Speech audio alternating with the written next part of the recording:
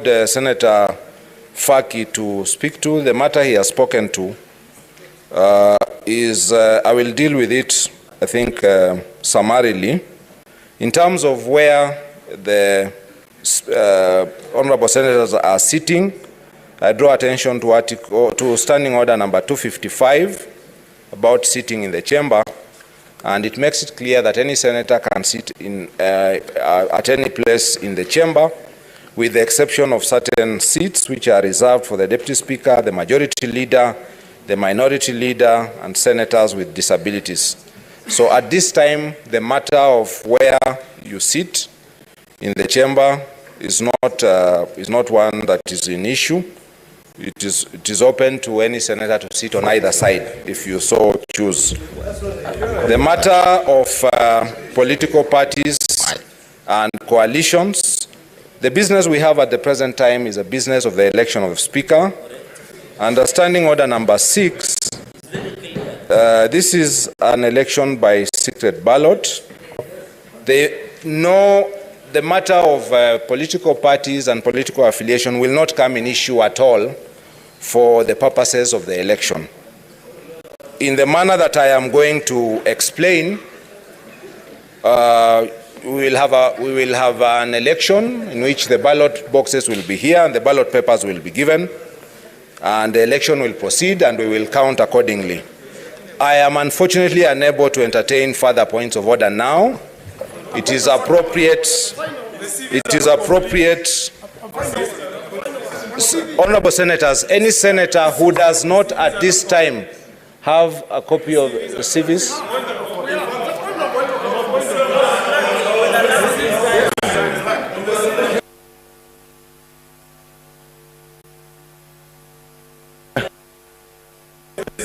Mr. Clerk, the business that we are about to undertake is very important.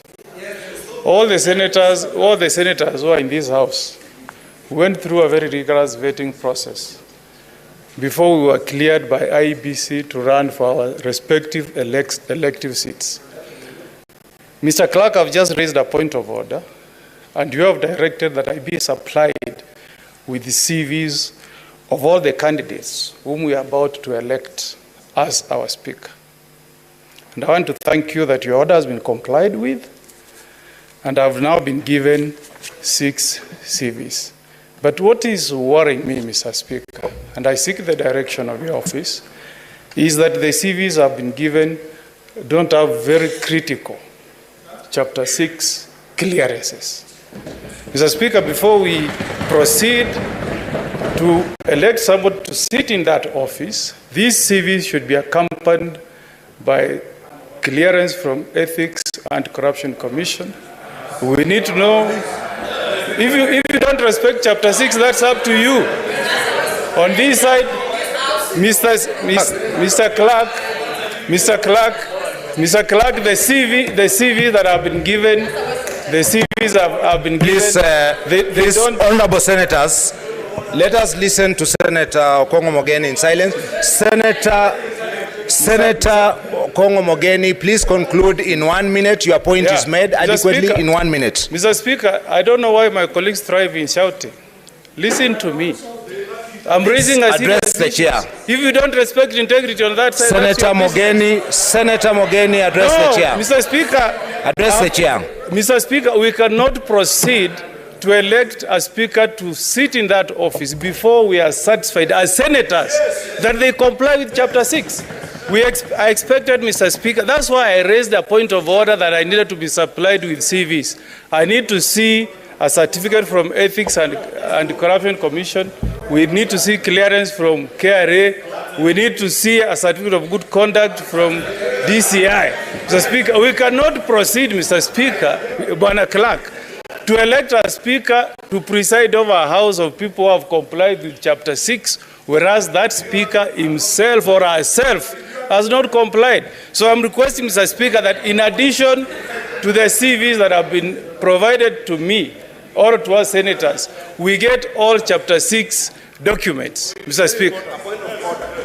Honorable senators, I will allow one response on this side, Senator Cheptumo, and then I must make a determination.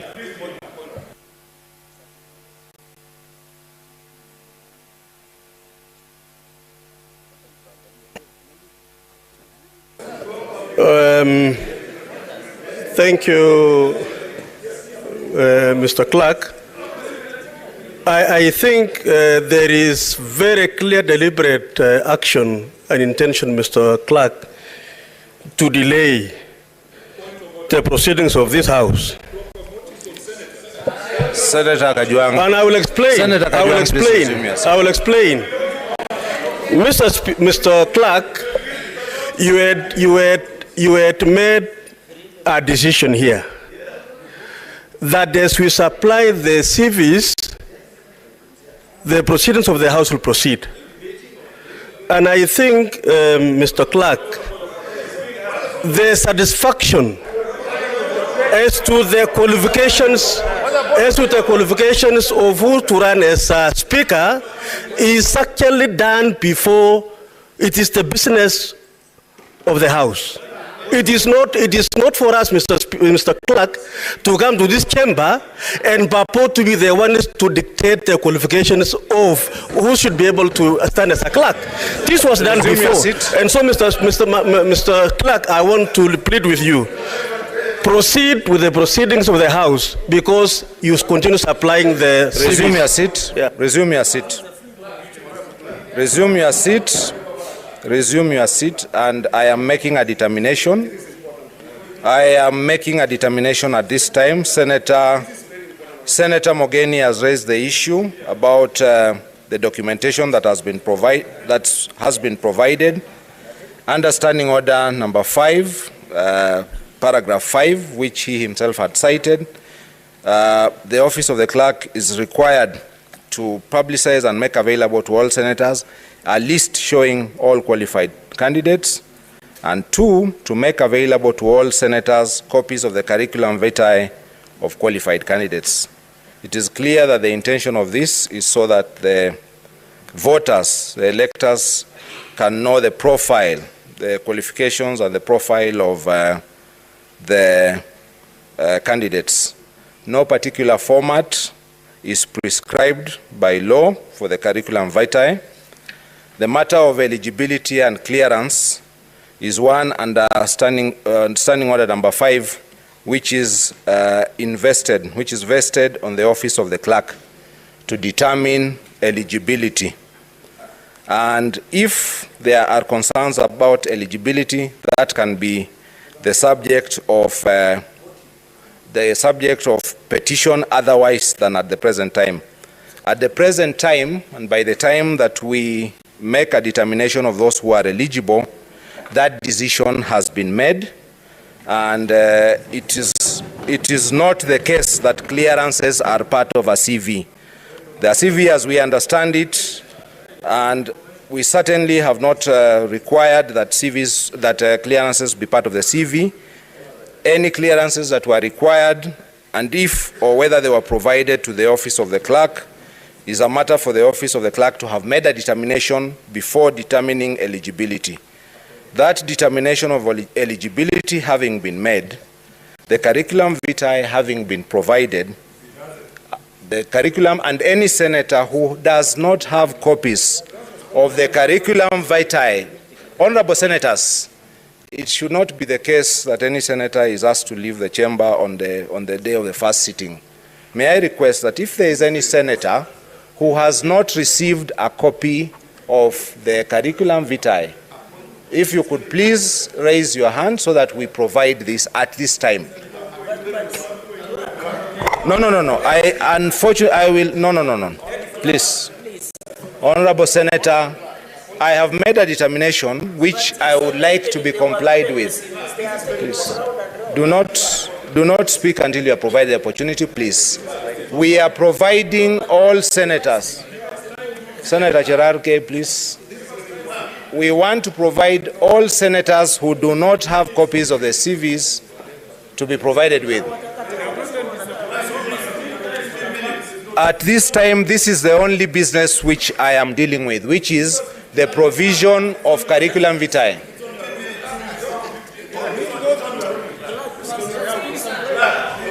Honorable senators, at this time, no. There is no other ruling, there's no other point of order that I'm entertaining at this time.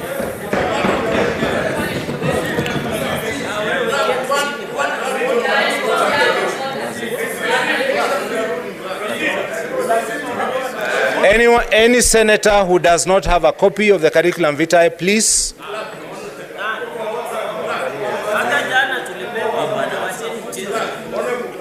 No, I'm afraid we are providing copies of the curriculum vitae. This is the only business. No.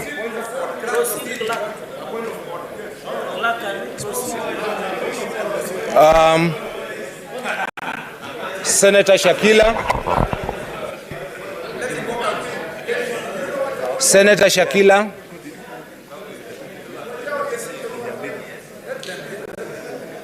Please provide curriculum vitae to Senator.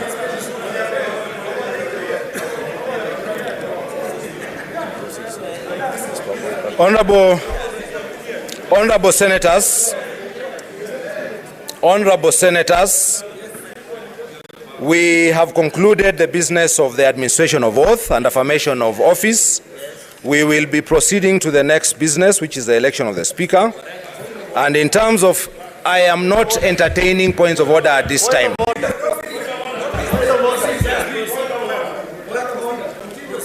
Understanding order number 4, a Speaker is to be elected when the Senate, a Speaker shall be elected when the Senate first meets after a general election and before the Senate proceeds with the dispatch of any other business, except the administration of the oath or affirmation of office to senators present. Please, you are out of order. Pursuant to the standing orders, a number of activities were required for the election of the Speaker before this sitting. I am therefore proceeding to detail to the Senate each such activity and the manner in which we have complied with the standing orders. First, under standing order number 5.1, this requires that upon the President notifying the place and the date for the first sitting of a new Senate, pursuant to Article 126(2) of the Constitution, the clerk shall, by notice in the Gazette, notify that fact and invite interested persons. Please, Senator Murkomen, please, and all senators, the chair is on the floor. I have ruled that I will be heard on this matter. Void Gazette Notice number 10531, dated 5th of September 2021, and void an advertisement in the Daily Nation. Senator Keroche, please find a seat. Please find a seat. Honorable senators, Senator Keroche is new. Senator Keroche is new and you are harassing her. Senator Keroche, please find a place to sit. Senator Keroche, please find a place to sit.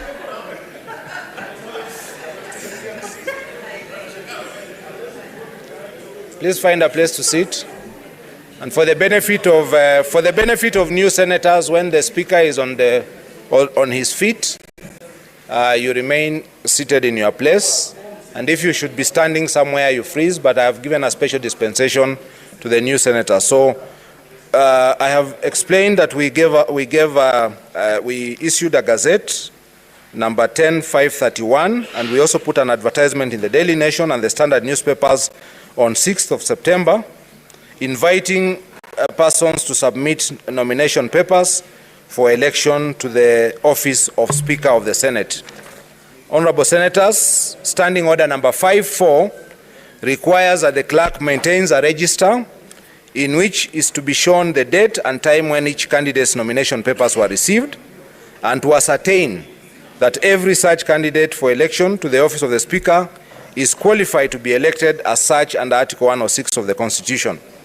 I hereby confirm that a register was maintained in accordance with the requirements And Standing Order number 55 requires that immediately after the close of the nomination period, the clerk will publicize and make available to all senators a list showing all qualified candidates, and also make available to all senators copies of the curriculum vitae of the qualified candidates.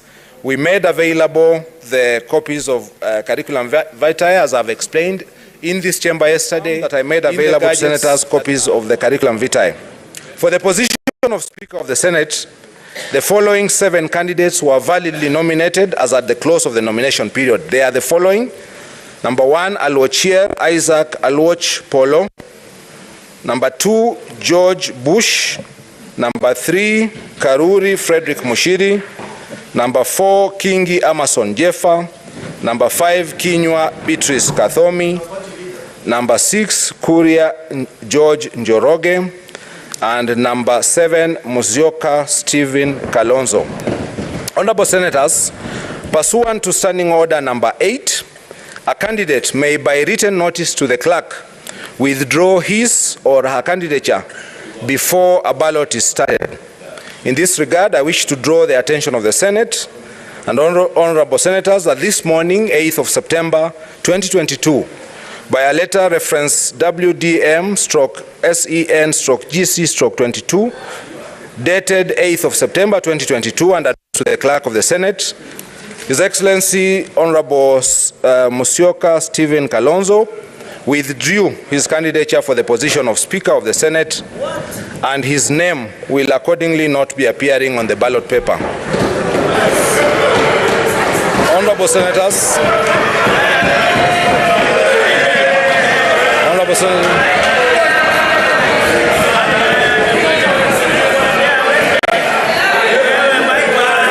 please sit down.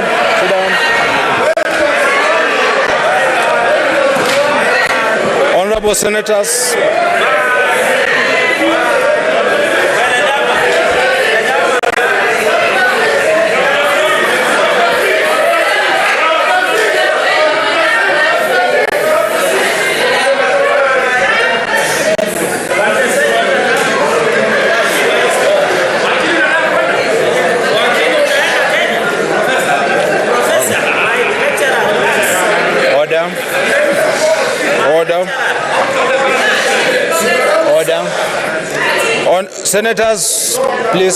Senators, please.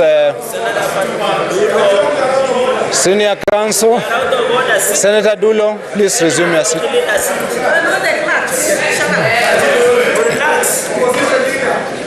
Honorable Senators, order, please. Order, honorable Senators, please. Order. Honorable Senators, Standing Order number 6.1 provides that the election of the Speaker shall be by secret ballot, and polling booths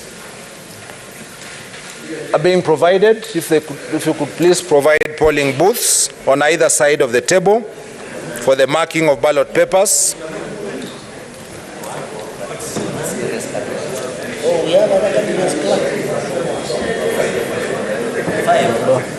Please place it in such manner that when it is marked, the candidate cannot be seen. You remember? Again, a little more. Yes, okay. So, honorable senators, Standing Order number 6.2 states that the clerk shall at the commencement of each ballot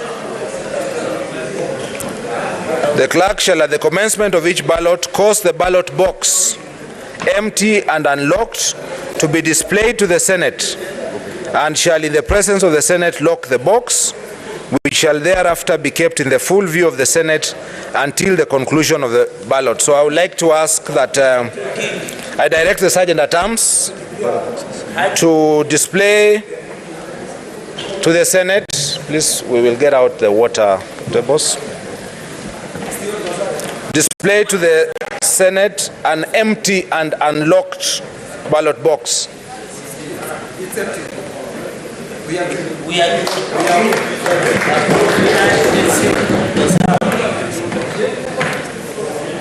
I further direct the Sergeant at Arms to place the ballot box on the table of the Senate and to seal, to lock the ballot boxes.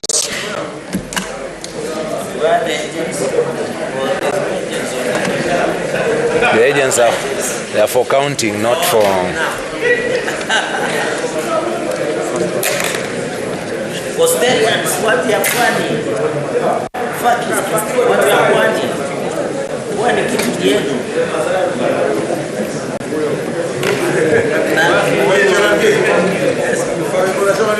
Kwani tuko sawa. Kiti tuko naye. Please.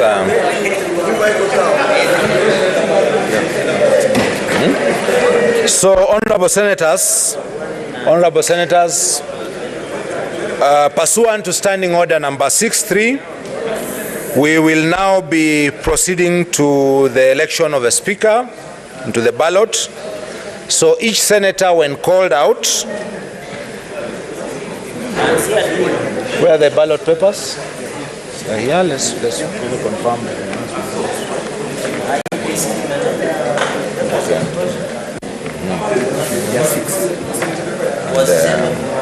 Who is Jamaki?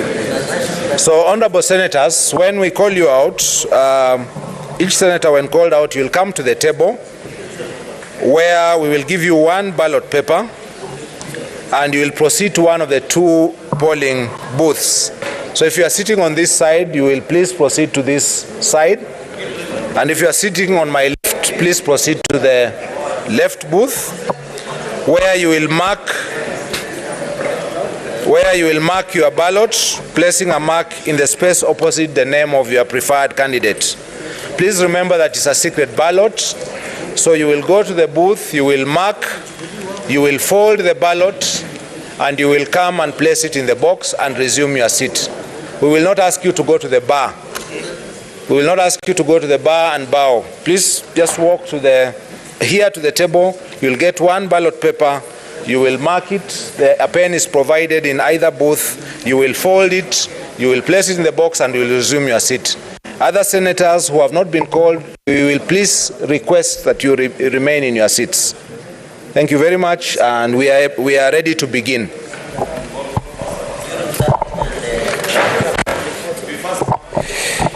Senator Adan Dulo Fatuma, followed by Senator Madzayo Stewart Machiro, Senator Murkomen Onesimus Kipchumba.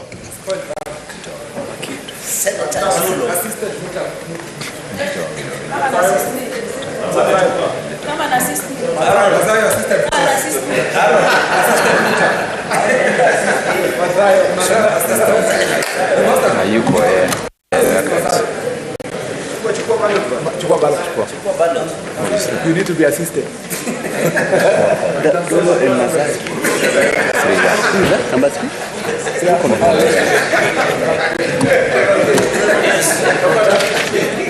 Please.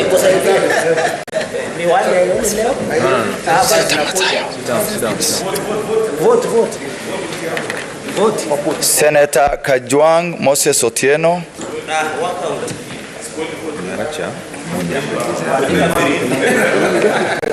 Get assistance there.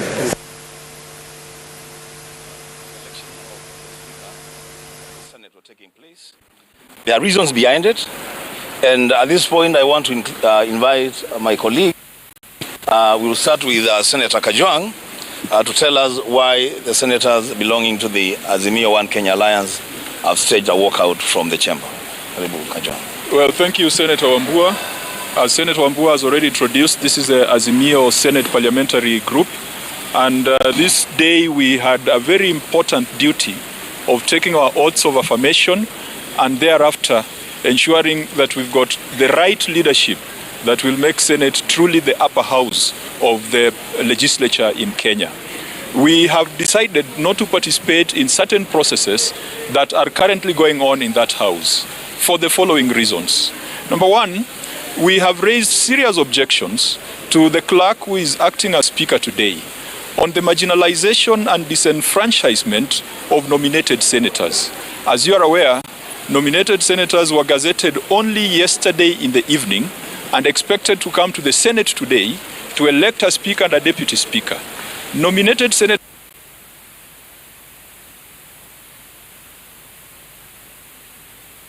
speakers by the IEBC points to a pattern of ensuring that these 20 who largely represent women, youth, and persons with disability are denied their right to participate in the elections in the House today. We have asked the clerk to adjourn the House to allow the nominated senators to put in their applications, and the clerk has dismissed us on a technicality. And we thought that that was not fair, and we felt that all senators are equal.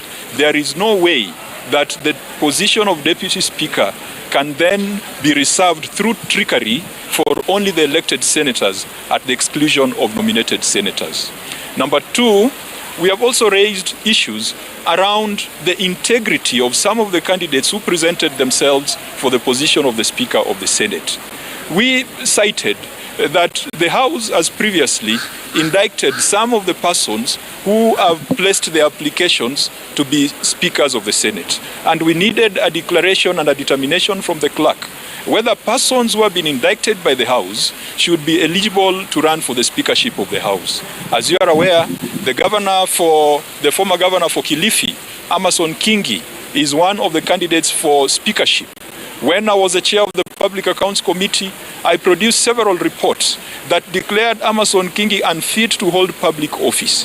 We did many reports that directed the EACC and DCI to commence criminal investigations and proceedings against this particular person. Is that the person we want to sit in Senate that will be oversighting county governments? And I think the third objection that we raised was on the issue of fidelity to the law, particularly to the Political Parties Act. We feel that the clerk did not address the issues that we raised properly. We feel that the clerk side, and we feel that today the clerk operated just like Chebukati operated at Bomas.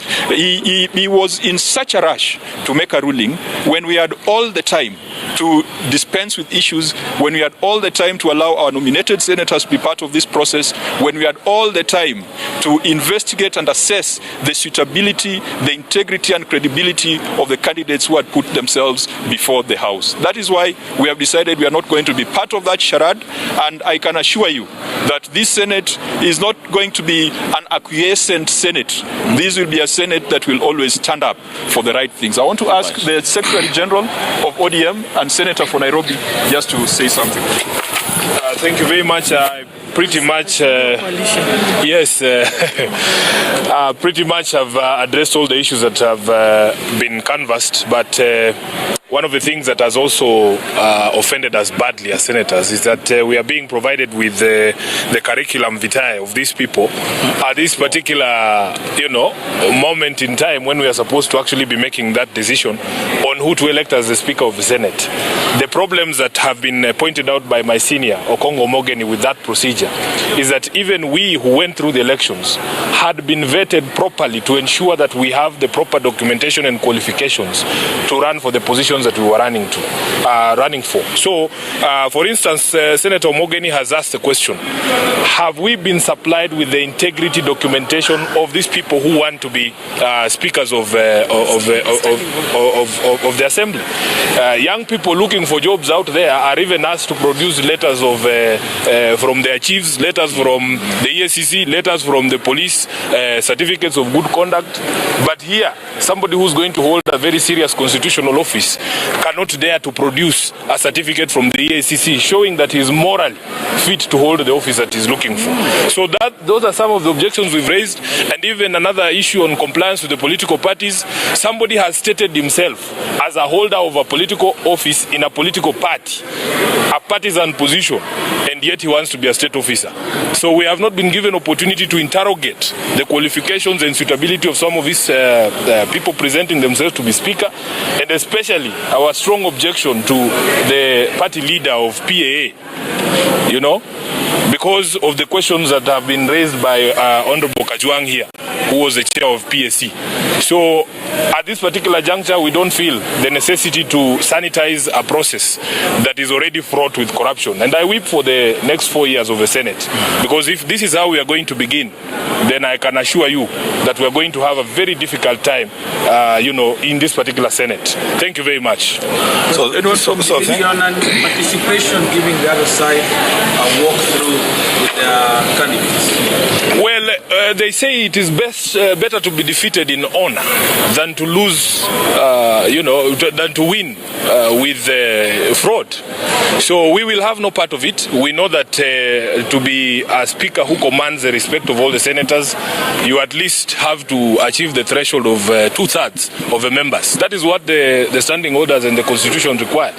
So he is going to be a minority speaker, so to speak, because he will not get the number of senators that is set in order to command the sort of respect that a speaker of a house as honorable as this should command. And by the way, to add on that, Reddy, it is rather absurd to be expected as a senator to receive these documents on the floor. And you're supposed to read through the CVs and at the same time cast your ballot. So if midway you realize that the person that you casted the ballot for is not fit to hold office, what are you supposed to do? What's the recourse? So this thing, and the argument that we are running out of time is just a very lazy argument. We have 5 years, my friend. We are just starting today. Running out of time to go where? We have to get the process right, because the outcome of a process is as important as the process. If the process is wrong, the outcome cannot be right. Thank you. Which means when the Senator for Nairobi says that you rather lose honorably at this point, so that means you are abrogating the powers of the other side to run. We are refusing to sanitize a process that we have told you has begun on a fraudulent footing. We will not part of it. We will not be part of it. So you've also withdrawn the White Party leader? Yes, absolutely. Yes. Thank you very much. Yes, thank you. I think it's up there. That's it. The only one who has attached a certificate.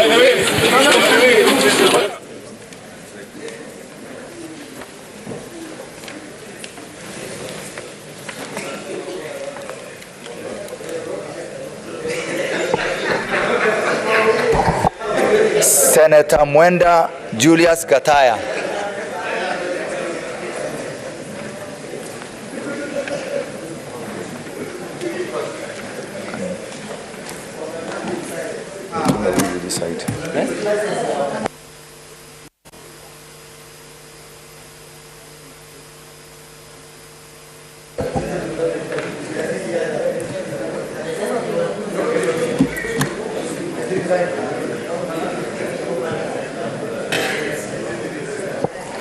Senator Kamau Joseph Giduku.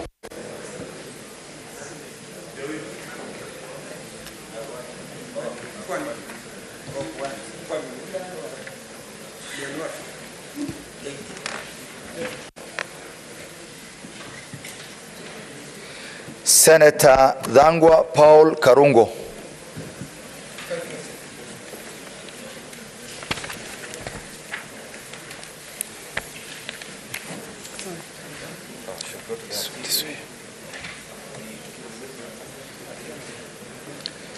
Senator Murango James Kamau.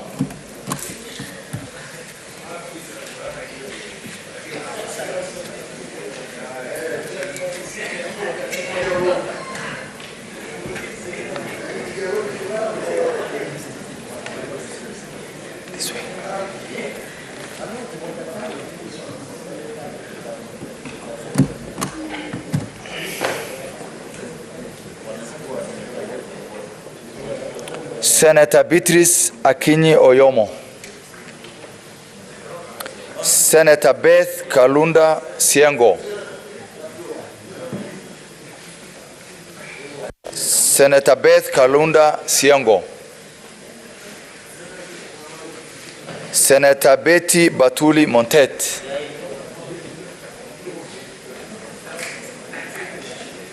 Senator Catherine Muyeka Muma. Senator Chesang Alan Kiprotich.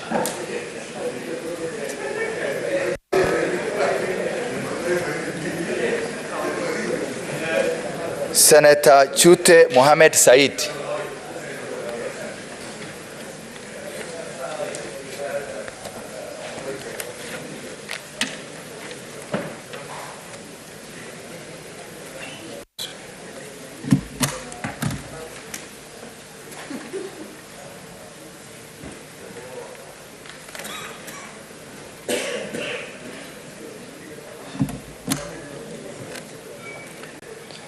Senator Crystal Kagehi Asige. Senator George Mungai Mbugwa.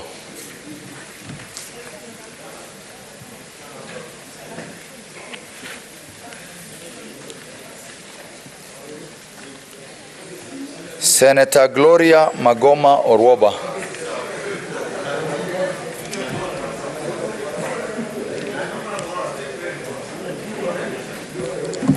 Senator Hamida Ali Kibwana.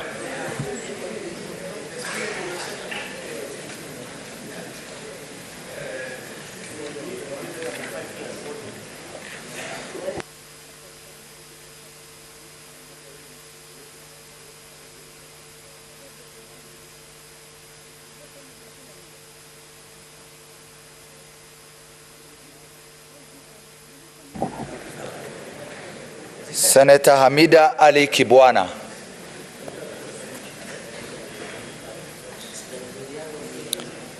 Senator Hezana Lemaletin. Senator Keroche Tabitha Karanja.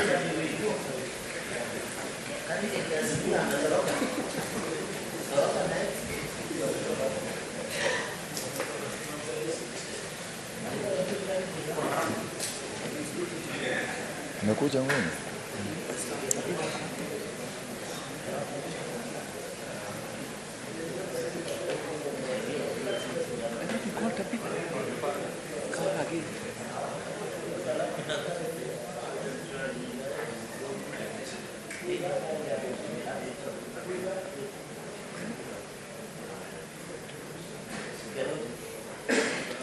Senator Mandago Jackson Kiblagat.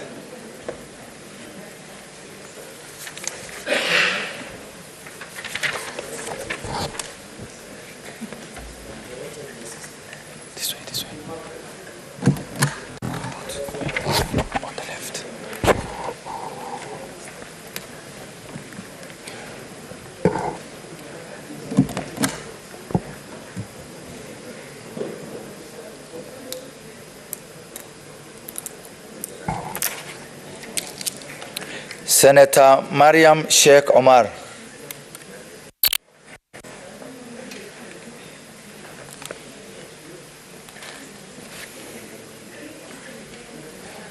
Senator Maureen Tabitha Mutinda.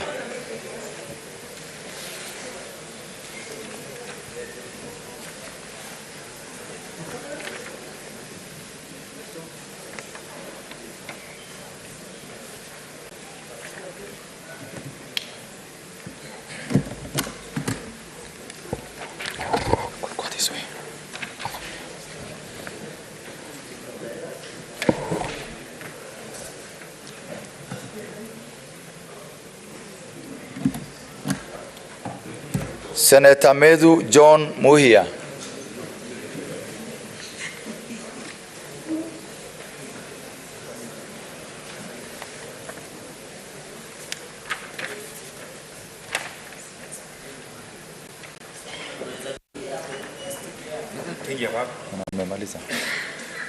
Go to the booth and choose, Senator. Go to the booth and choose.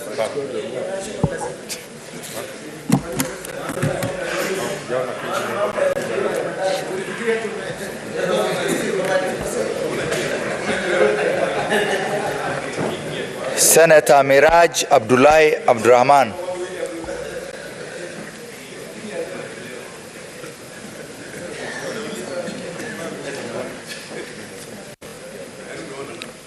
Senator Mundigi Alexander Munyi.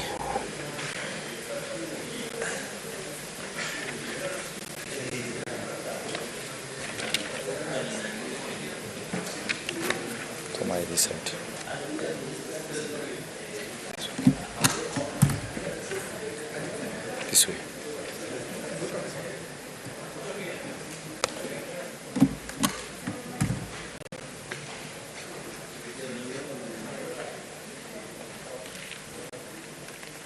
Senator Ngugi Joe Joseph Nyutu.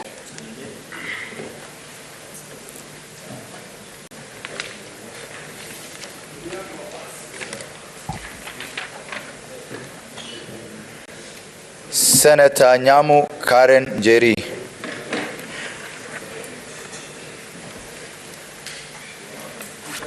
Go this way.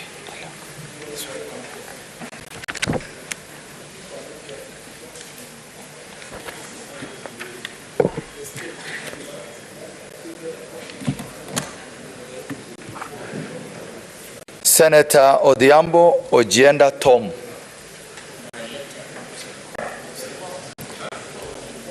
Senator Okech Eddie Gishero. Senator Okoiti Andrew Omtata.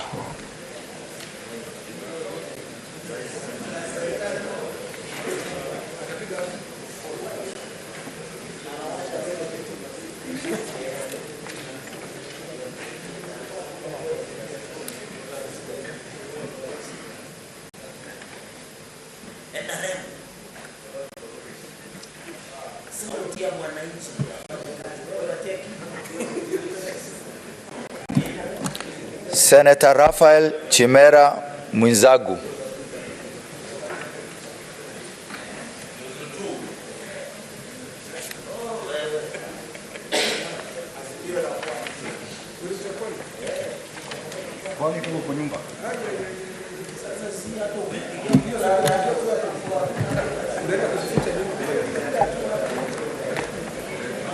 Senator Roba Ali Ibrahim.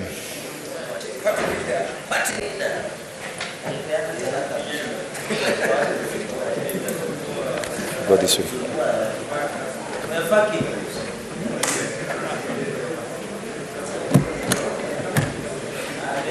Senator Seki Lenku Olekana.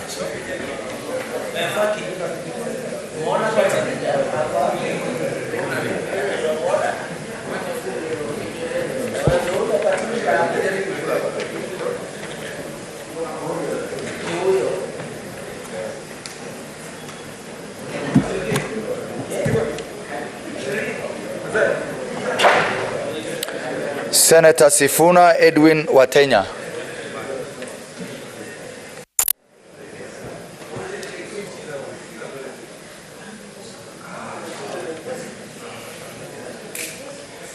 Senator Veronica Waheti Nduati.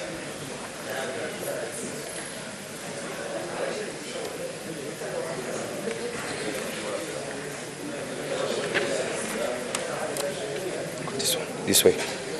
Okay, yeah. Senator Wakili Hillary Kiprotich Sigei.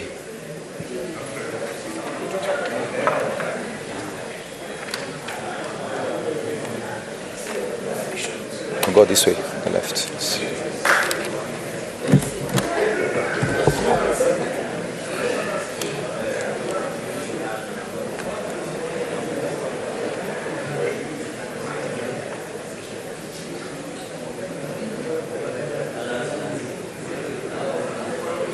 Senator Wamatinga Wahome.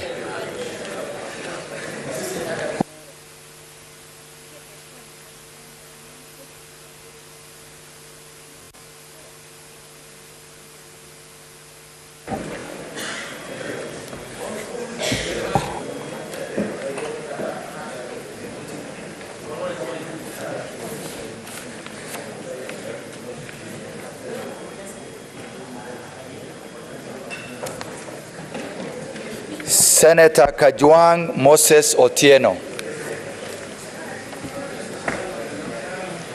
Senator Kajwang Moses Otieno. Senator Mogeni Eric Okongo.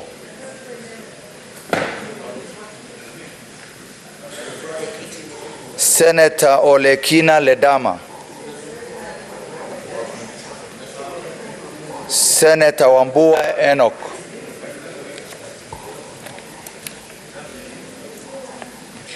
Senator Mudama Agnes Kavindu.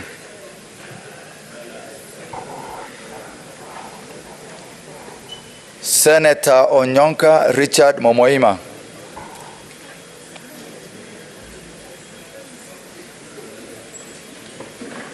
Senator Manzo Daniel Kitonga.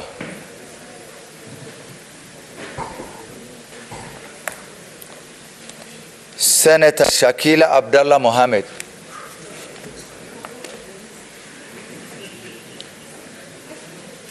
Senator Osotsi Godfrey.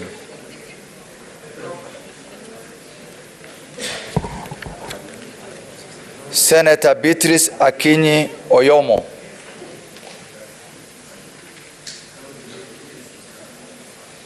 Senator Beth Kalunda Siengo.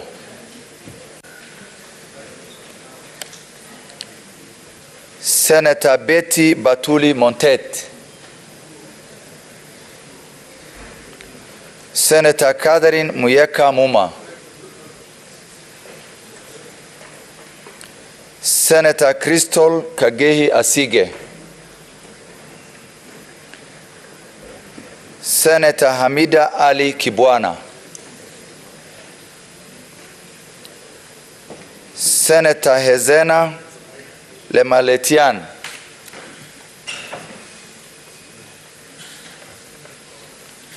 Senator Odhiambo Ojienda Tom. Senator Okech Eddie Gisheru.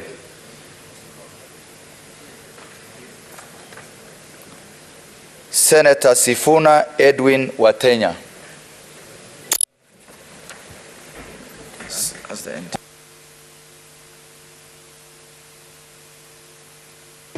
Honorable Senators, the standing orders, and specifically standing order number 66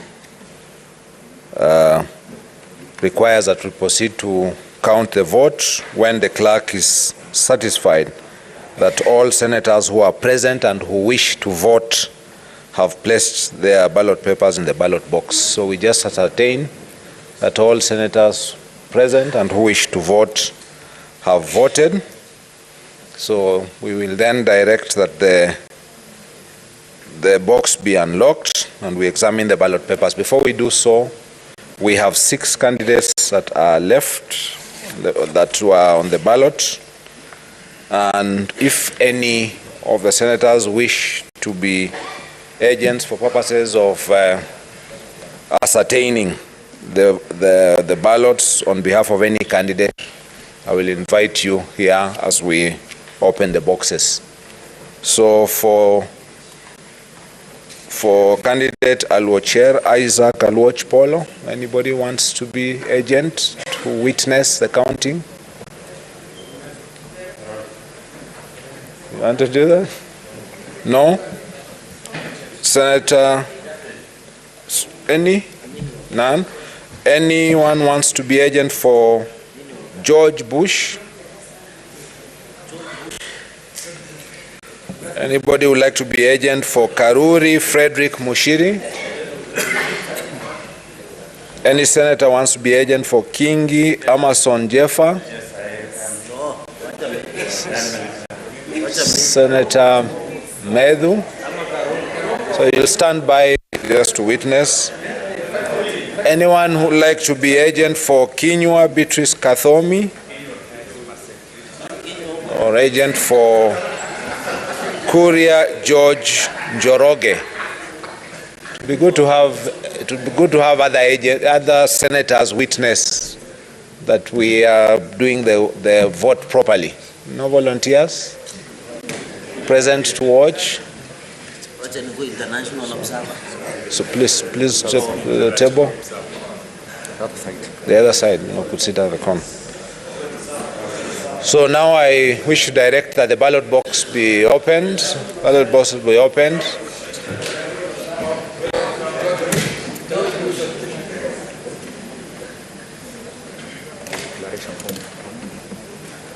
And start count.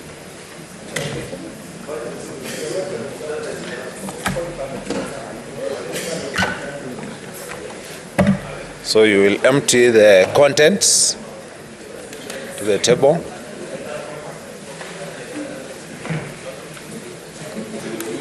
And then you will pick out one at a time and display to everyone. Call it aloud. Please use the microphone to call it aloud and show to all those present.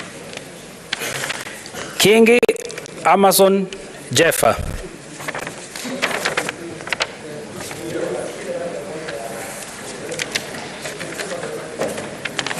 Kingi Amazon Jeffa.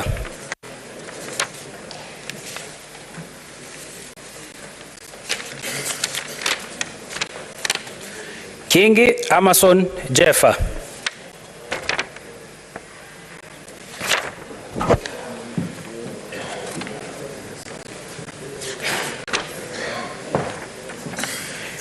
Kingi Amazon Jeffa.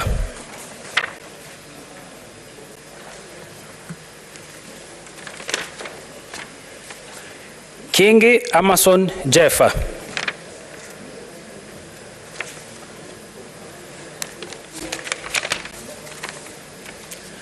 Kingi Amazon Jeffa.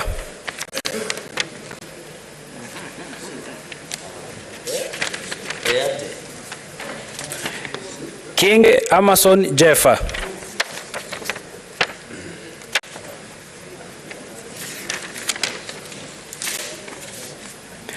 Kingi Amazon Jeffa.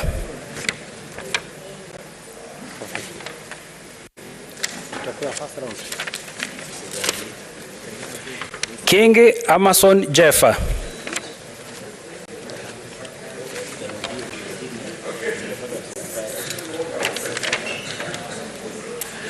Kingi Amazon Jeffa.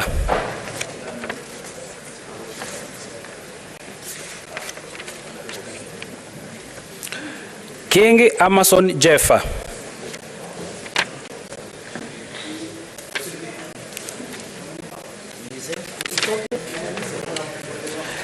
Kingi Amazon Jeffa.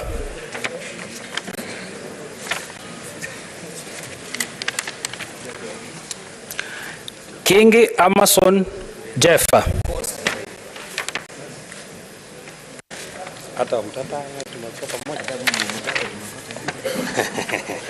Kingi Amazon Jeffa.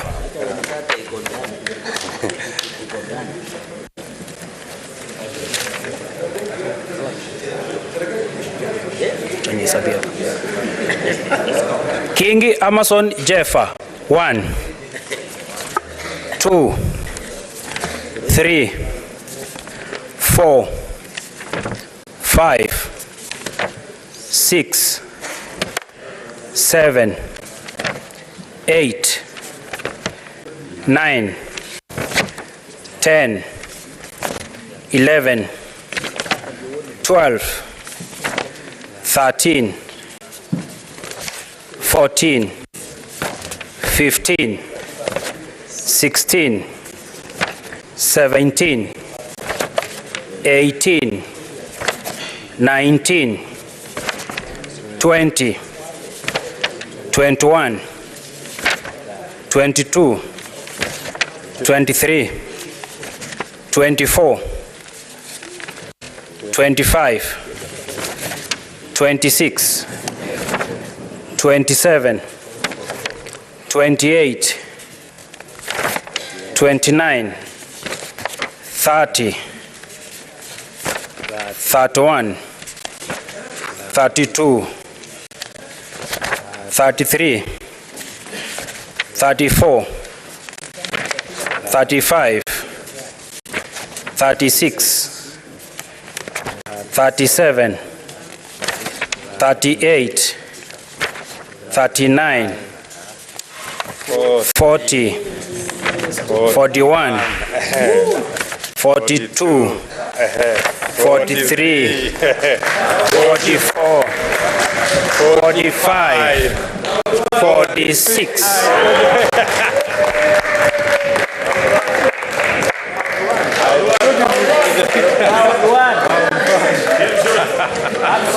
Absolute majority.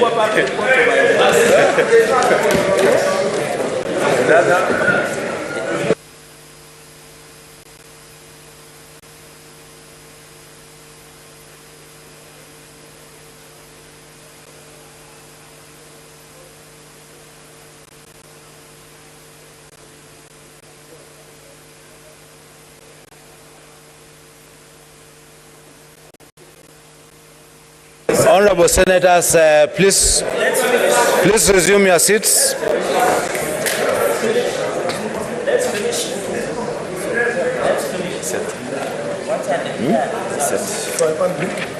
No.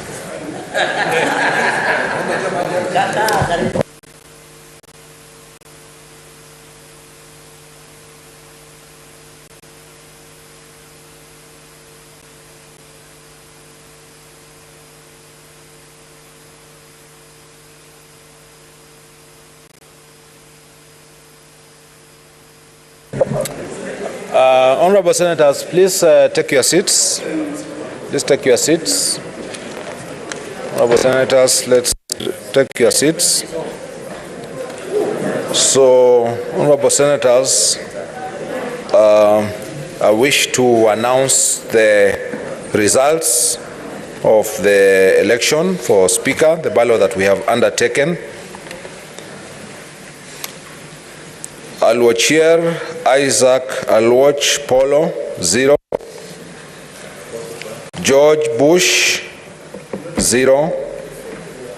Karuri Frederick Mushiri, 0. Kingi Amason Jeffa, 46. Kinywa Beatrice Kathomi, 0. And Kuria George Njoroge, 0. Pursuant to Standing Order number 7, which deals with the election threshold, a person shall not be elected as Speaker unless they are supported in a ballot by the votes of 2/3 of all the senators. All the senators for that purpose are 67. 2/3 of 67 is 45. If no candidate is supported by the vote of 2/3 of all the senators, a fresh election shall be held. That is not the case. So, Amason Jeffa Kingi, having received 46 votes, which is the highest number of votes, and having met the threshold of 2/3, is duly declared, and I so declare, to be elected as Speaker of the Senate.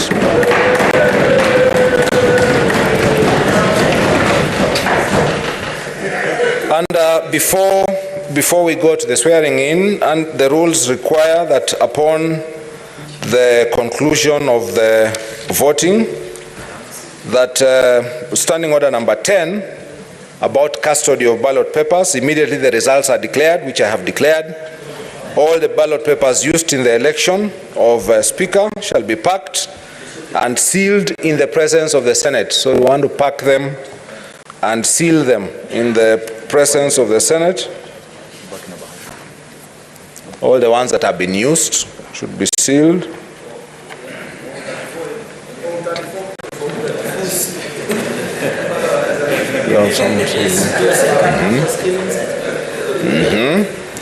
The presence, and they will be kept in the custody of the clerk for a period of 6 months, and thereafter they will be destroyed. So, Standing Order, so taken to my office in the custody of the clerk. So, Standing Order number 12 now, swearing in of the Speaker.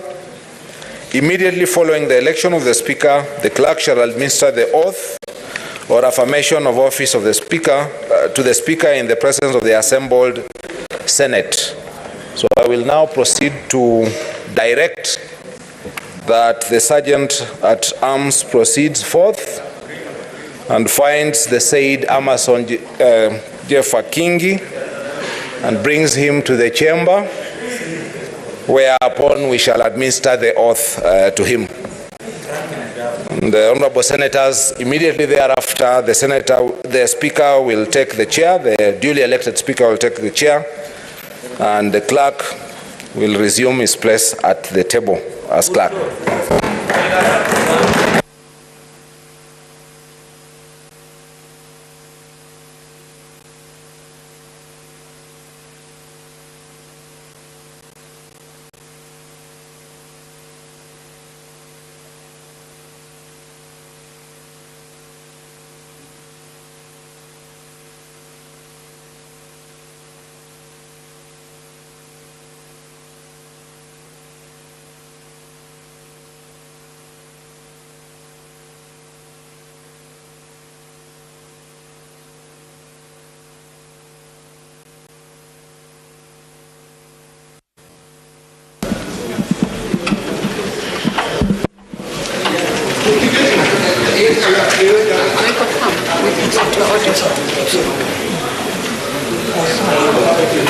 And they confirmed it was such a disaster.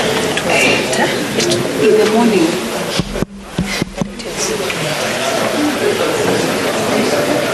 It's on chat. Ukipiga kama news ikapiga TV.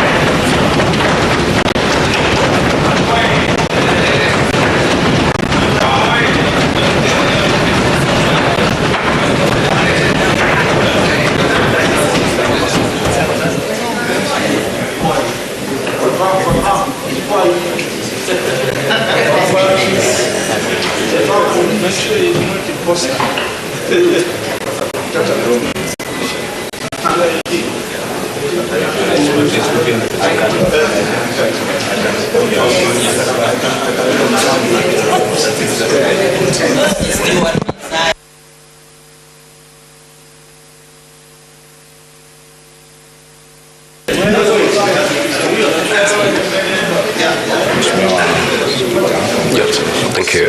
Will you take the oath or affirmation? I'll take the oath. I'll take the oath. Swahili or English? I'll do it in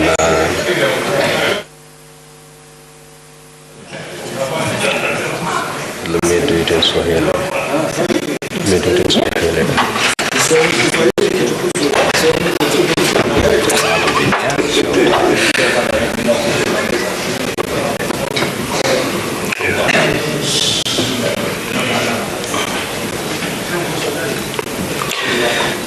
Mimi Amason Jeffa Kingi nikiwa nimechaguliwa kama spika wa Seneti, naapa kwa jina la Mwenyezi Mungu kwamba nitakuwa mwaminifu kwa watu wa Jamhuri ya Kenya, kwamba nitatekeleza kwa uaminifu na uangalifu kazi zangu kama spika wa Seneti, kwamba nitatii, nitaheshimu, nitahifadhi, nitalinda na nitaitetea hii katiba ya Jamhuri ya Kenya, na kwamba nitatenda haki kwa watu wote kulingana na hii katiba ya Kenya na sheria na desturi za bunge, bila uoga au upendeleo, upendo au chuki.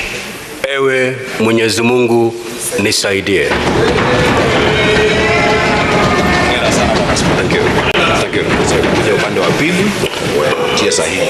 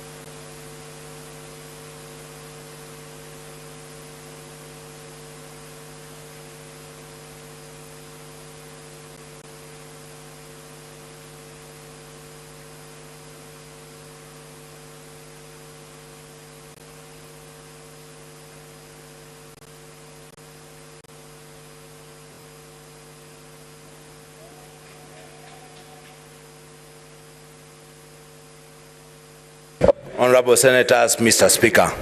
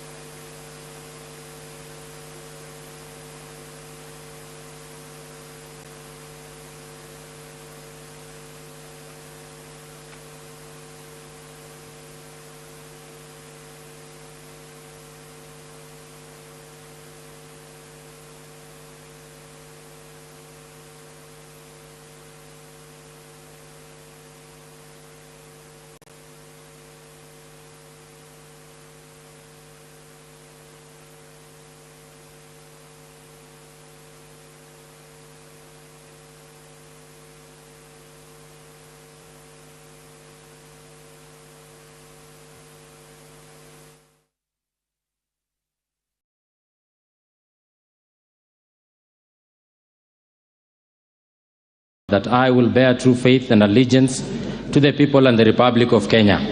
That I will obey, respect, uphold, preserve.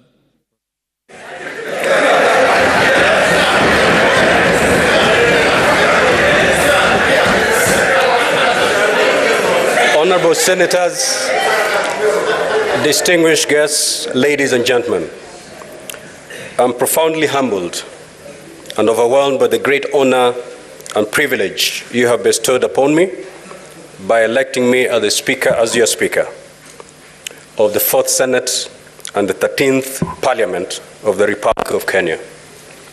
I'm deeply humbled and touched by the immense confidence and trust that you have placed on me.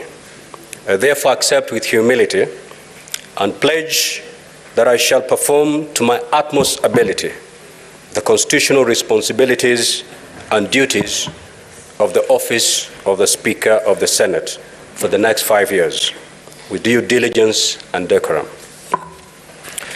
Distinguished Senators, allow me with great pleasure to congratulate and salute all of you, the new Senators of the 4th Senate, for emerging triumphant in the just concluded general elections after a bruising political contest. Your election to the high office of Senator of your various counties and constituencies is a demonstration of the faith and confidence that the electorate have in your capabilities to serve, transform, and improve their welfare and well-being. Today, you're invited to grapple with the challenges and work towards meeting the high expectations of the Kenyan people. Honorable Senators, also wish to recognize my worthy opponents, Mr. Isaac Aloch Paulo Alocher, Ms. Beatrice Kathomi Kinywa, Mr. George Bush, Mr. Frederick Mushiri Karuri, and Mr. George Njoroge Kuria for the valiant, mature, and well-fought competition. We have ably demonstrated that we can compete democratically and without rancor in a dignified race. Hongera kwenyu. I also extend congratulations to our newly elected colleagues in our sister house, the National Assembly, and wish them every success as we begin to execute our national duties of jointly steering our beloved country to greater heights. In embracing the spirit of devolution, I'm delighted by the rich blend of membership of the 4th Senate drawn from former members of the National Assembly, governors, and members of the county assemblies. I note that 9 former members of the National Assembly and 4 members of the county assemblies have joined the Senate, while some have returned after hiatus. They bring with them invaluable experience that will enrich the House. We're also fortunate to have a diverse blend of professionals joining the Senate, including top legal minds, no less than senior counsel, scholars, doctors, renowned members of the civil society, among others. Let me also take this opportunity to acknowledge the contributions of senators from the Third Senate who did not return, including the 8 members of the Third Senate who are elected as governors. I'm confident that they will continue to serve Kenyans in the different capacities. Kenyans from all walks of life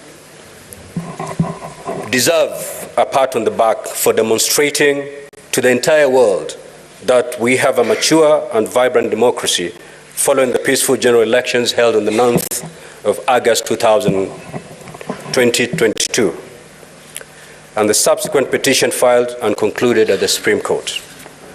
Distinguished senators, permit me at this juncture to pay my singular special tribute to my immediate predecessor, the Right Honorable Kenneth Makelo Lusaka, EGH, who was recently elected as the governor of Bungoma County. He ably presided over the Third Senate in perhaps one of the most challenging periods in our country's history. Historically, the First Senate was established in 1963 and functioned until 1966, when it was dissolved and merged with the House of Representatives to form the National Assembly. The First Senate, under the 2010 Constitution, was inaugurated on the 28th of March 2013, primarily to oversee the implementation of the devolved systems of governance. Honorable Senators, it is worth mentioning that at the onset of devolution, Senate was sailing in uncharted waters. None of political leadership and pioneer senators had a clear idea what the task ahead entailed. As Speaker Lusaka noted on the 31st of August 2017, they had to learn how to swim by swimming. It was largely trial and error at first. The Senate of the 12th Parliament, to a great measure, played an instrumental role in improving the legislative regime, work systems, and coherence of key processes that have gradually bolstered devolution implementation. My predecessors and the leadership teams, guided by unit of purpose and the will to actualize devolution, initiated work systems, spearheaded a series of retreats, workshops, and seminars that rapidly crafted the framework of transiting and administering Senate in the 11th and the 12th Parliaments. As the renowned American writer and political commentator Walter Lippmann wrote, and I quote, "The final test of a leader is that he leaves behind in other men, and women for that matter, the conviction that the will to carry on." We salute both the Right Honorable Ekwe Ethuro and the Right Honorable Kenneth Lusaka and their leadership teams for their remarkable contributions. The Fourth Senate must now build on the decade of institutional maturity. Permit me, Honorable Senators, to also appreciate and allow the Clerk of the Senate, Mr. Jeremiah Nyegenye, his team for the unwavering and steadfast support and for making the appropriate preparations for this momentous occasion. Honorable Senators, devolution as a novel development model was meant to ensure balanced, equitable, and just development in all regions of Kenya. I can submit without fear of contradiction that so far it is working. I welcome and associate myself with the positive spirit exhibited and pronouncements made by the newly elected governors to change their strategy of engagement and work more closely with the Senate, the National Assembly, and the national government. In addition, the pledge and commitment currently being witnessed to intensify the fight against corruption in the respective governments is highly commendable. Kenyans are looking forward to a new dawn and expect senators to aggressively defend devolution and county governments better. We must ensure devolution works for the people and accountability is therefore exercised. Distinguished senators, the critical question is, what next? What is next for the Fourth Senate? How do we build on the achievements of the First, Second, and Third Senates? Fundamentally, The Senate must continue to play its constitutional mandate and role more vigorously. Just to reiterate and remind ourselves, on senators, the primary mandate of the Senate is to represent the counties and their governments and protect the interests of the counties and hence successfully implement devolution. The Senate is involved in lawmaking by considering, debating, and approving bills concerning counties, determines the allocation of revenue among counties, exercises oversight over the national revenue allocated to the counties, and participates in the oversight of state officers by considering and determining any resolution to remove the president or deputy president. Distinguished senators, the Senate is the bastion of devolution. Devolution has been a game changer and has significantly transformed our country. The county governments are currently receiving billions of shillings, courtesy of the Senate's intervention, to finance various development programs and provide essential services that are aimed at improving the well-being and welfare of the Kenyan people. Massive infrastructural projects have been built throughout the country, including roads, educational and healthy facilities, as well as housing projects. In addition, local entrepreneurs, youth and women have greatly benefited in terms of securing businesses and employment opportunities. Distinguished senators, since 2013, without doubt, devolution has dramatically altered the political and socio-economic fabric of our country.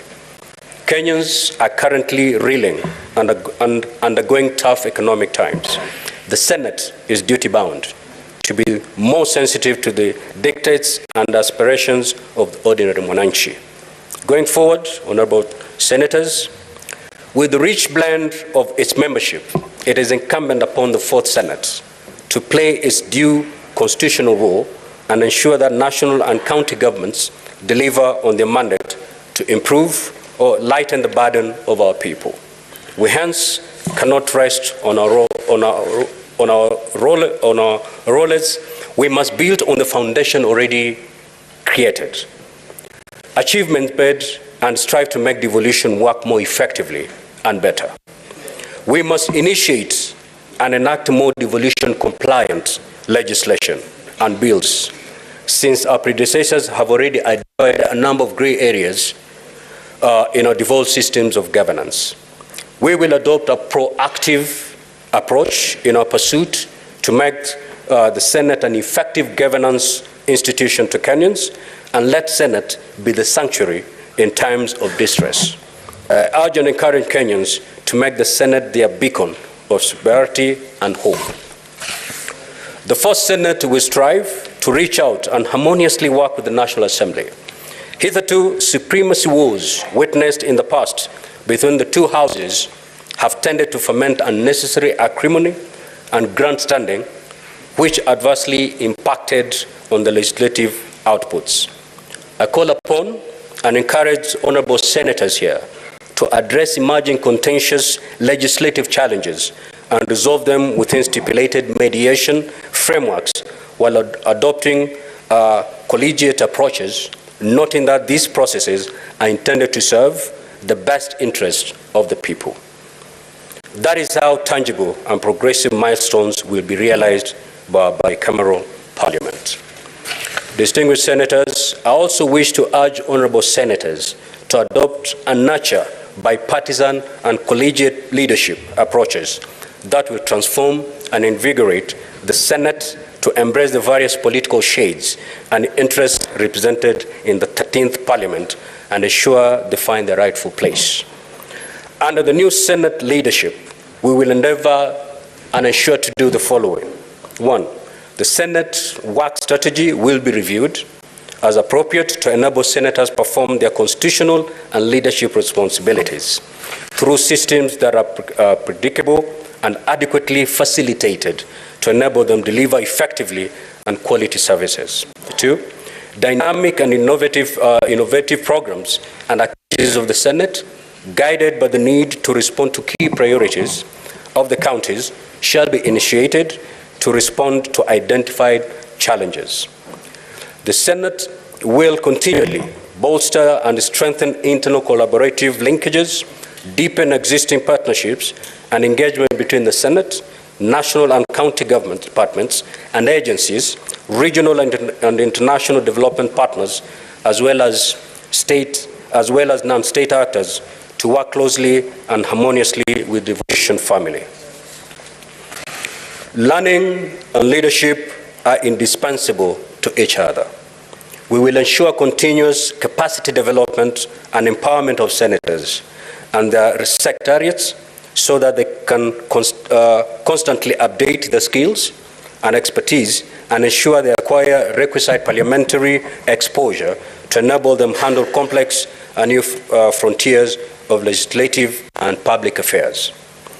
The Senate will endeavor to be responsive to emergent situations and reignite the manner in which traditional legislative services and relations with our various stakeholders and counties are offered. Honorable Senators, elections come and go. We have concluded the electoral phase and must now proceed to the critical transitional and development phases. After the delicate ballet dance of politics, we have to overcome and begin to heal from our challenges born out of these divisive political alignments.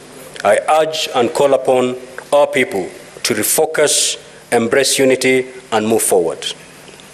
No Kenyan should feel left out. It is now time to put behind us political rivalries, roll out our sleeves, and together focus on building the new Kenya that we all desire. Distinguished Senators, Kenyans expect from us nothing short of servant, responsive, and effective leadership. Let us aspire to be forthright in the performance of our legislative functions, especially in undertaking oversight roles, so that the citizenry can build trust, find refuge, and solace in the Senate of the Republic of Kenya. We should neither entertain nor accept any discourse that will divide or polarize Kenyans. Honorable Senators, as I conclude, I wish to undertake that under my stewardship, my commitment to you, Honorable Senators, and the people we represent, is to be a faithful and impartial servant, ready to discharge my diverse roles and responsibilities with due diligence and in accordance with the Constitution of Kenya and Senate standing orders. Finally, to quote the former United States President John F. Kennedy, ask not what your country can do for you. Ask what you can do for your country.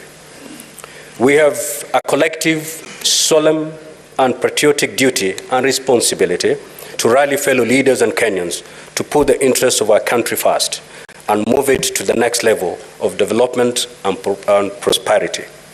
On my part, I shall respect and uphold the rule of law, legality, and nurture the culture of constitutionalism. And I shall protect, defend the Constitution of the Republic of Kenya, and always safeguard the mandate and role of the Senate. Honorable Senators, I welcome you all to join me as we embark on this journey together.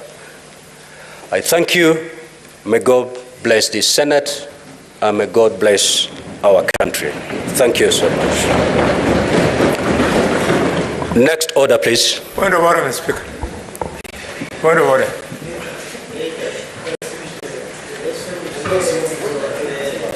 We do after the vote.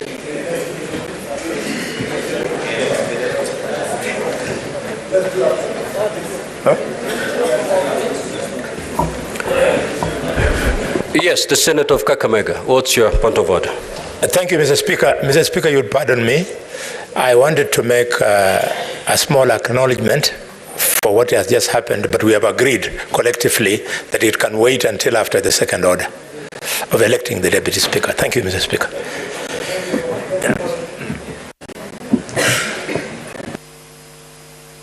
Very well, the Senator for Kakamega. Next order, please. Order number 5, election of the Deputy Speaker.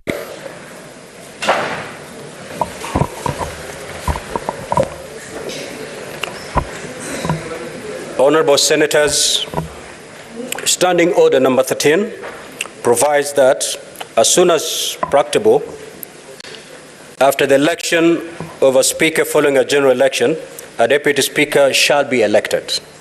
Standing Order number 13.4 further provides that the procedure for the election of the Deputy Speaker shall, with necessary modification, be the same as that prescribed for the election of the Speaker. A number of activities were required for the election of the Deputy Speaker before this sitting. I will proceed to detail each of such activity and the manner in which we have complied with the standing orders. Firstly, Standing Order number 5.1 requires, upon the President notifying the place and date for the first sitting of the new Senate, pursuant to Article 126(2) of the Constitution, the clerk shall by notice in the Gazette notify that fact and invite interested persons to submit the nomination papers for election to the office of the Deputy Speaker. Vide Gazette Notice number 10532, dated 5th of September 2022, and an advertisement in the Daily Nation and the Standard newspapers of 6th September 2022, the Clerk of the Senate invited persons to submit their nomination papers for election to the office of Deputy Speaker of the Senate. Secondly, Standing Order number 5.4 requires that the clerk shall maintain a register in which shall be shown the date and time when each candidate's nomination papers were received, and shall ascertain that every such candidate for election to the office of Deputy Speaker is qualified to be elected as such under Article 106 of the Constitution. Honorable Senators, for the position of Deputy of the Senate, the following candidates were validly nominated as at the close of the nomination period. 1. Mazayo Stewart Shadrach Mochiru, identification number 1059777. 2. Murungi Kathuri, identification number 11544617. Standing Order number 6.1, as read together with Standing Order 13.4, provides that the election of the Deputy Speaker shall be by secret ballot. I now direct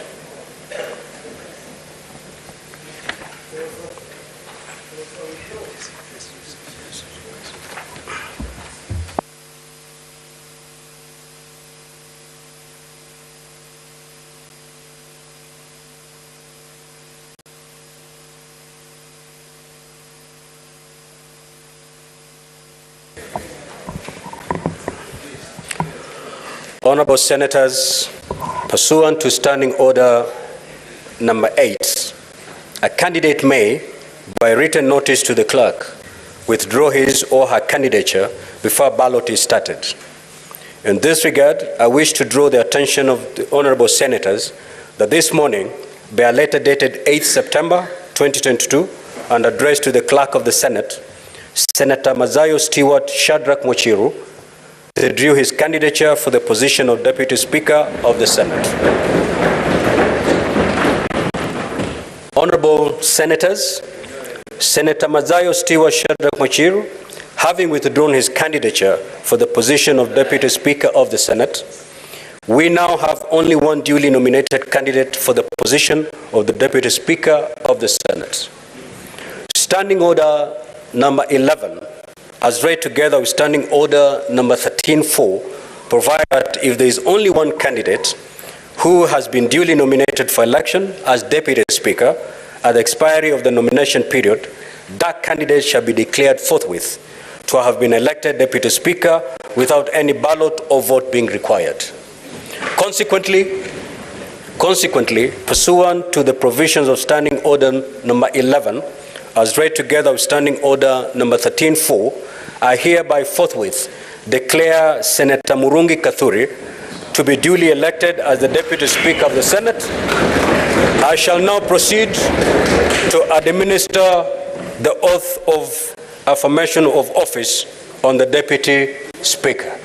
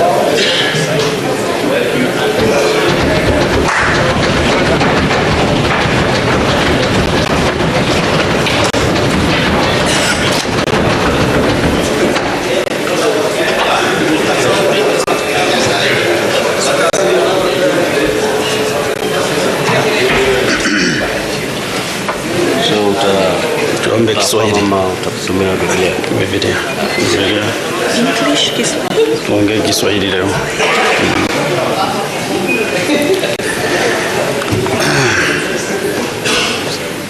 Mimi Murungi Kadhuri nikiwa nimechaguliwa kama naibu spika wa Seneti, na hapa kwa jina la Mwenyezi Mungu kwamba nitakuwa mwaminifu kwa watu na Jamhuri ya Kenya, kwamba nitatekeleza kwa uaminifu na uangalifu kazi yangu kama naibu spika wa Seneti, kwamba nitatii, nitaheshimu, nitahifadhi, nitalinda na nitaitetea hii katiba ya Jamhuri ya Kenya, na kwamba nitatenda haki kwa watu wote kulingana na katiba ya Kenya na sheria na desturi za bunge bila uoga au upendeleo, upendo au chuki.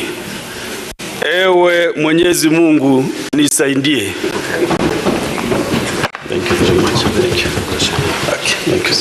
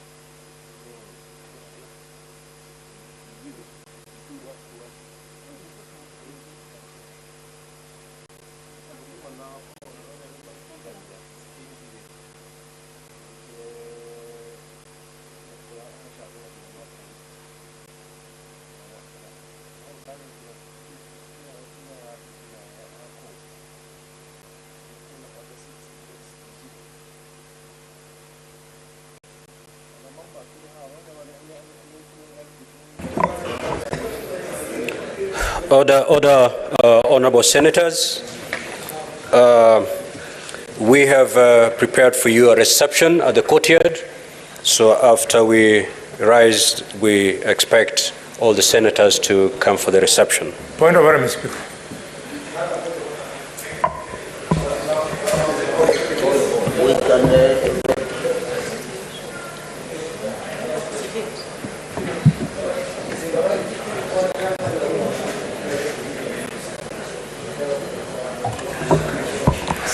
Yes, the Senator for Kakamega, please. Thank you, Mr. Speaker. Mr. Speaker, This is a very important day. We are actually writing the history of this nation. And therefore, I request that you allow us at least 1.5 minutes, those who wish to congratulate you, to do so.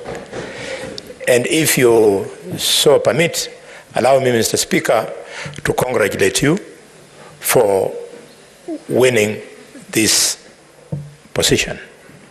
Mr. Speaker, my colleagues here have voted for you, maybe because of the good campaign you did.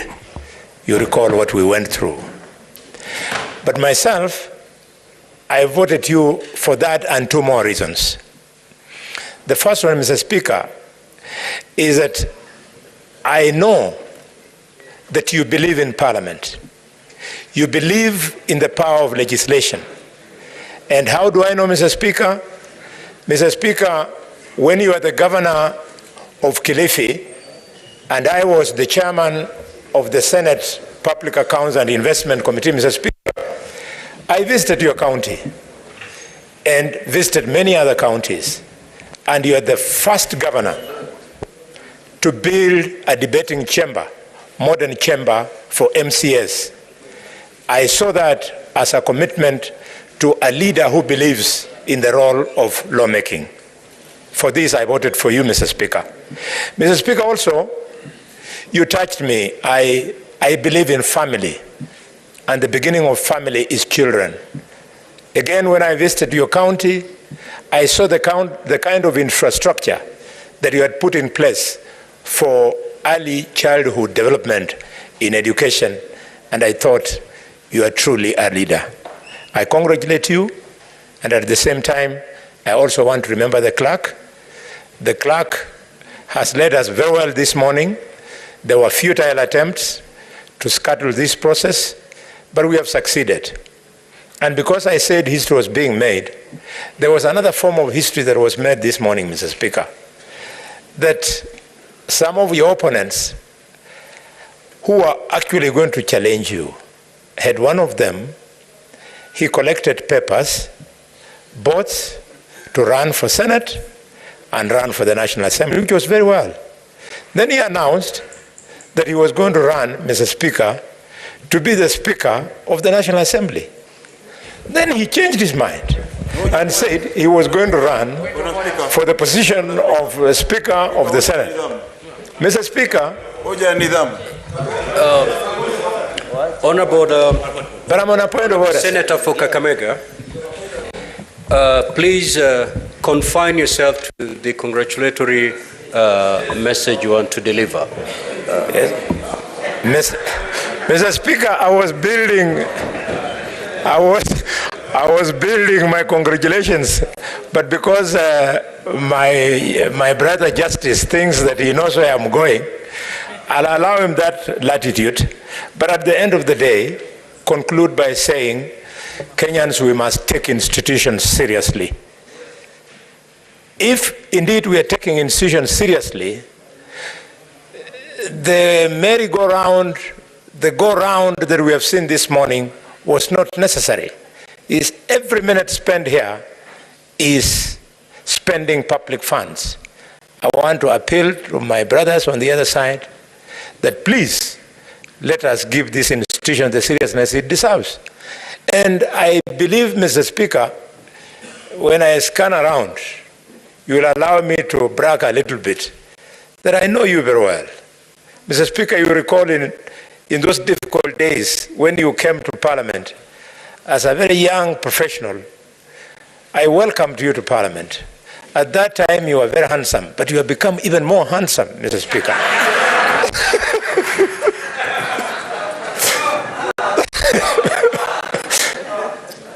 Mr. Speaker, I am confident that because you have become older, you're wiser, let us lead this Republic of Kenya so that devolution works. We don't want to demand that we are the senior house. We want to prove that we are the senior house by teaching the lower house how jobs are done in Parliament. Thank you, Mr. Speaker. Thank you. Honorable Senators, let us take at least a minute so that we give time to others who would wish, or 2 minutes, at least 2 minutes, so that we can have as many as possible to also deliver the message. On this other side, the Senator for Kilifi County.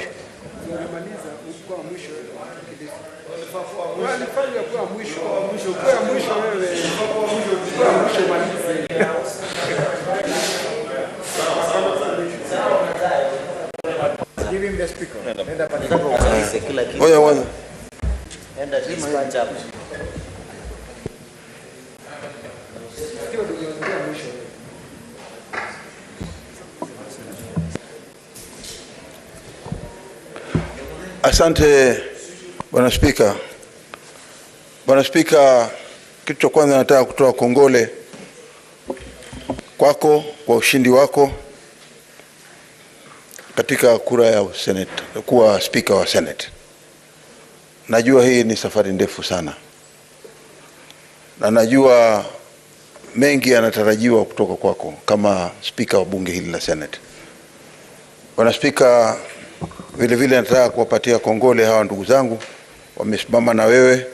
Najua ni upande ule kina Murkomen, ndugu yangu Aaron Cheriot, niko na ndugu yangu Cherargei na wengineo wote hawa wamesimama na wewe vizuri mpaka ukapata ushindi. Ushindi huu si wako, ushindi huu ni wa Kenya wote. Kiti unachokitia hivi sasa ni kiti ambacho kinatazamwa na Wakenya wote, ya kwamba katika utendakazi wako kama Spika wa Bunge la Senate utaweza kuona ya kwamba kutakuwa na upinzani na wale walio wengi ambao ni serikali. Kwa hiyo najua, nina imani vile ninavyokuelewa wewe, tumetoka mbali sana, tumezaliwa pamoja, tumeishi pamoja, tunatoka pamoja mahali pote. Najua ya kwamba kazi unaiweza na utaifanya vilivyo kulinganishana na elimu ulio nayo, experience ulio nayo na ujasiri pia ulio nao. Cha mwisho ni kwamba sisi sote tulioko hapa nataka kuwapatia kongole pia hawa ndugu zangu wapya ambao wameingia wakati huu ndani ya Senate. Ni safari ndefu, najua tutakuwa tukikwaruzana, lakini najua ya kwamba mnaelewa kwamba bunge hili la Senate ni bunge ambalo ni bipartisan. Hakuna mambo ukifika hapa unasema kwamba uko chama hichi, sote tuko pamoja. Kwa hiyo nataka kupatia kongole kwa safari yako hii ulioanza hivi leo. Asante sana.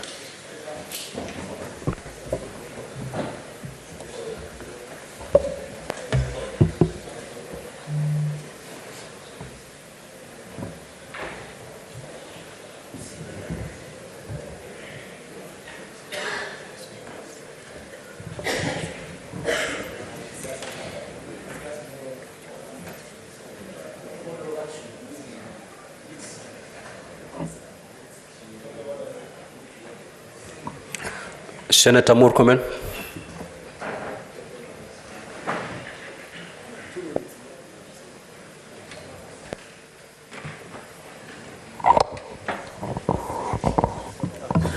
Thank you. Okay. Mkuu wa chuo cha Kilimanjaro Institute of Technology and Management kilichopo Mwenge jijini Dar es Salaam na chenye ithibati na usajili wa NACTE namba REG/ANE/029 anapenda kuwatangazia nafasi za masomo kwa ngazi ya diploma na certificate katika kozi za IT, Business Administration, Accountancy, Procurement and Supply, Front Office na Hotel Management. Chuo kimebobea katika ufundishaji kwa njia ya vitendo na kimeweza kutoa wanafunzi wenye weledi. Wengi wameajiriwa ama kujiajiri, na wale ambao wameamua kuendelea na degree wameweza kujiunga na vyuo vikuu bora hapa nchini na nje ya nchi. Pia kuna ofa ya kozi fupi za computer application, graphic and design, video production pamoja na CCTV camera. Kwa maelezo zaidi piga simu namba 0717816034 au 0766348652. KITM, elimu na ujuzi kwa maendeleo ya uchumi.